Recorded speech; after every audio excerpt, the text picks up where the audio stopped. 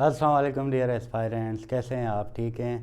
तो आप देख रहे हैं सैयद फ़ाज़िल बुखारी यूट्यूब चैनल। तो हम जो है आज करेंगे आर्टिकल द का यूज़, जो कि बहुत डिफ़िकल्ट लगता है एस्पायरेंट्स को, लेकिन है बहुत ईज़ी।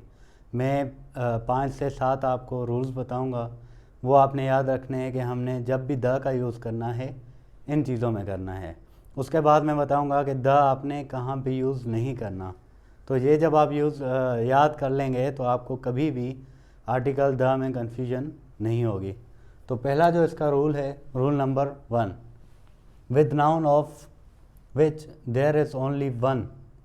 मतलब ऐसे नाउन, ऐसे नाम जो दूसरे हो ही नहीं सकते। जैसे अली है, एक बंदा है तो दूसरा भी है, तीसरा भी हो सकता है, चौथा भी हो सकता है, उसका भी नाम हो सकता है। कुछ ऐसे नाम होते हैं जो एक पर्टिकुलर चीज़ को दिए जाते हैं और वो उसी के लिए ही होते हैं। For example the earth. अभी ये ज़मीन जो है, अर्थ है, एक ही है, इसके अलावा कोई अर्थ नहीं है। The moon, the sky, the sun. Sun हमारा एक ही है, उसको ही हमने नाम दिया हुआ है। तो इनको आप हेवी बॉडीज़ भी कह सकते हैं, जो हेवी बॉडीज़ है हमारे इर्द गिर्द, जो अर्थ है, मून है, स्काई है या सन है। तो इनके सामने हम द लगाते हैं, इनसे पहले द लगेगा। अगर आप मून लिखते हैं और द नहीं लगाते तो फिर आपका गलत हो जाएगा। उसके बाद जो सेकंड रूल है, सेकंड में ये है कि ऐसा नाउन जिसका ज़िक्र दोबारा किया जाए। मतलब आपने एक चीज़ का एक जुमले में ज़िक्र किया, एक आदमी का, कोई भी था, उसका जब आप आगे फिर दोबारा ज़िक्र करेंगे तो उसके साथ द बताएंगे उसको लगा के, ताकि उसको पता लगे कि आपने पीछे इसका ज़िक्र किया हुआ है। अभी देखते हैं, आई saw a body guard, full stop. ठीक है, ये एक जुमला आपका हो गया। फिर अगर आप बॉडी गार्ड का वर्ड जो है यूज़ करेंगे, आपने द लगाना है। जैसे the bodyguard was very brave. I saw a bodyguard, the bodyguard was very brave. तो आपने बॉडी गार्ड को दोबारा यूज़ किया हुआ है, इसीलिए आपने द लगाया। For example I saw a boy, the boy was very naughty. मैंने एक लड़का देखा, वो लड़का बहुत नोटी था, बहुत शरारती था।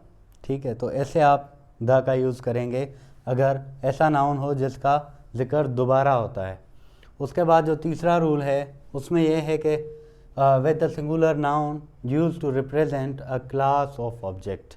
ये आपने देखना है, इसको समझना है। सिंगुलर नाउन हो, use to represent a class of object. कोई क्लास है, कोई ऑब्जेक्ट है, उसका वो बिहेवियर बताएगा, उसकी खूबी खामी बताएगा, तो उसके लिए भी हम द का इस्तेमाल करते हैं। For example the line. अभी लाइन क्या है? शेर को आप जब याद करते हैं तो आपको याद आता है कि बहादुर। आप कहते हैं ये मेरा बेटा शेर है, मतलब कि बहादुर है।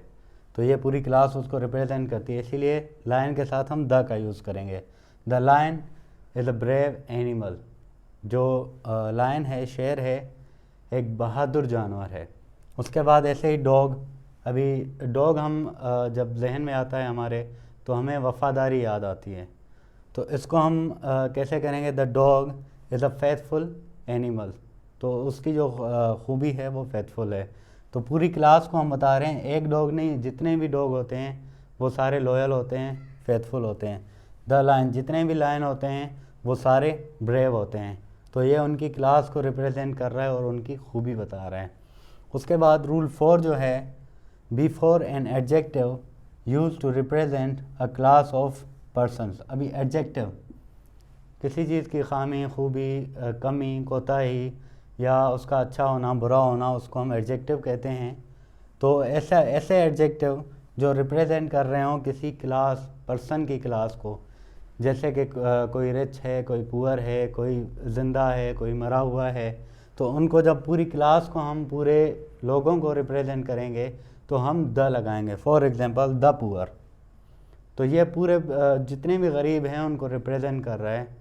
तो हम कह सकते हैं the poor are living a miserable life. तो जो गरीब होते हैं वो बहुत बुरी ज़िंदगी गुजारते हैं, मिजरेबल, उनको बेसिक फैसिलिटीज़ नहीं होती अवेलेबल। अच्छा, ये होता है कि लोग लिखते हैं पुअर्स, तो ये गलत होता है। आपने द पुअर यूज़ करना है। पुअर है गरीब, अब पुअर है गरीब, द पुअर सारे गरीबों को रिप्रेजेंट करता है।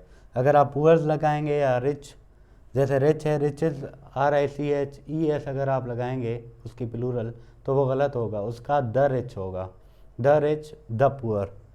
और द डेड वो जो जितने भी फोत हो गए हैं, मर गए हैं, उनको हम द डेड कहेंगे, सारों को रिप्रेजेंट करेंगे।